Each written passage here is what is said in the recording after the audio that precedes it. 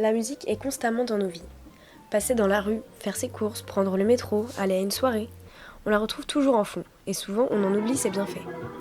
Beaucoup sont ceux à qui la musique fait éprouver des émotions fortes. Elle stimule notre quotidien, permet de se défouler et de relâcher nos émotions, ou simplement de trouver plus de calme, de créativité en nous. Pour certains chercheurs, elle est même nécessaire à notre vie. La musique est une nécessité biologique de l'être humain, pour Emmanuel Bigan. L'évolution de l'être humain se base sur la communication avec les autres. Et à travers la musique, dès la naissance et même avant, on a un moyen de développer une certaine communication.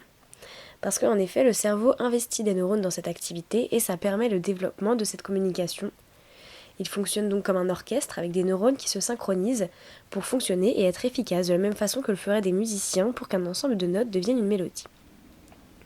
La musique aide à cette synchronisation. Par son écoute, on synchronise des tas de groupes de neurones répartis partout dans le cerveau. Elle a un impact sur la plasticité de celui-ci. Plus précisément, la musique implique tout un réseau neuronal qui touche aussi à la motricité et à l'émotion.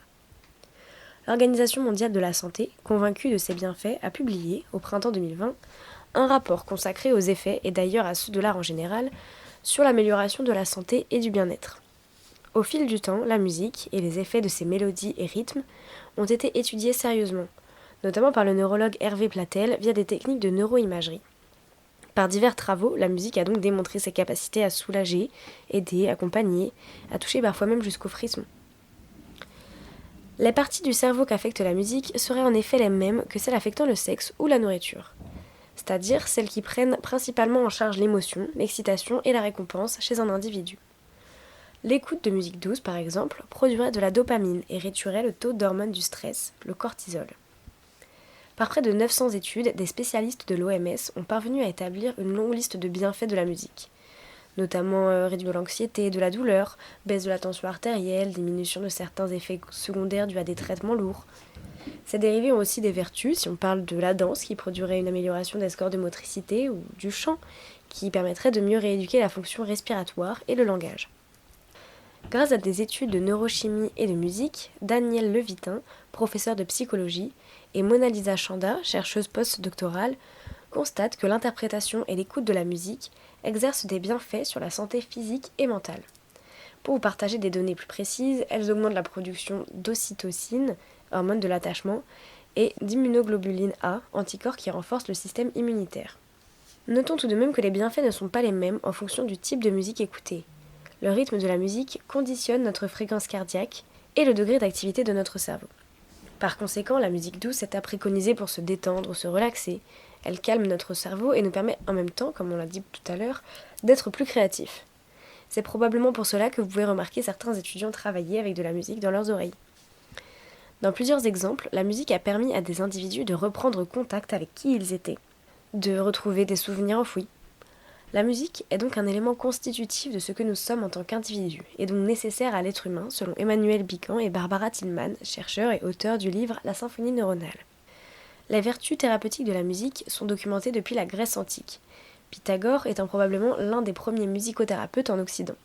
Aujourd'hui, la musique est de plus en plus utilisée dans la pratique clinique, auprès de pathologies très variées, comportementales, psychologiques, psychiatriques, neurologiques, sensorielles ou même motrices par exemple. Ainsi, de nombreux services hospitaliers se sont adaptés et font désormais appel en France à la musique, au sein d'unités de néonatologie, pédiatrie, gériatrie, mais aussi neuropsychiatrie, rééducation. L'utilisation de la musique comme thérapie se distingue en deux grandes interventions. La musicothérapie, utilisant ses effets généraux sur l'humeur, le comportement, la communication, pour améliorer le bien-être des patients ou leur état général d'éveil, et donc parfois indirectement leur fonctionnement cognitif global. Elle peut alors exercer une influence sur le système émotionnel et neurophysiologique, régulant l'état psychologique et cognitif entre stimulation et apaisement. Dans un autre cas, ce sont plutôt des approches visant à exploiter les liens spécifiques entre la musique et une fonction altérée ciblée. En plus des effets précisés précédemment, la richesse de la composition du stimulus musical et la distribution de son traitement lui confèrent un statut privilégié pour la remédiation de différentes pathologies focalisées. Mais le champ des possibles est encore large et tous les bienfaits de la musique ne sont pas forcément exploités. Et si, comme nous l'avons vu, Pythagore avait remarqué les effets positifs que peuvent avoir la musique, c'est parce qu'il est en effet probable qu'elle ne date pas d'hier. Le cerveau serait adapté à la musique depuis bien longtemps. Des fouilles ont démontré l'existence de flûtes fabriquées dans de l'os, datées de 40 000 ans. Et c'est aussi très probable que des formes non instrumentées de musique soient apparues il y a 250 000 ans. Cela peut entraîner de nouvelles questions. Est-ce que la musique a été précurseur au langage ? Mais pour en revenir à ses bienfaits, il est cependant déconseillé d'écouter de la musique à outrance. Avoir des écouteurs aux oreilles à longueur de temps serait contre-indiqué, et réduirait en effet les effets de ceux-ci sur la santé. Il faut au corps considérer ce qu'il écoute pour qu'il se conditionne. Malgré tout, environ 4% des gens n'aiment pas la musique, ne perçoivent pas ses accords ou leur sens. On parle d'amusie. Cette anomalie pourrait être due à une configuration génétique défaillante qui a privé le cerveau du développement de neurones permettant de traiter la structure musicale. D'autres ont des problèmes d'appréciation de la musique, cela les laisse donc indifférents.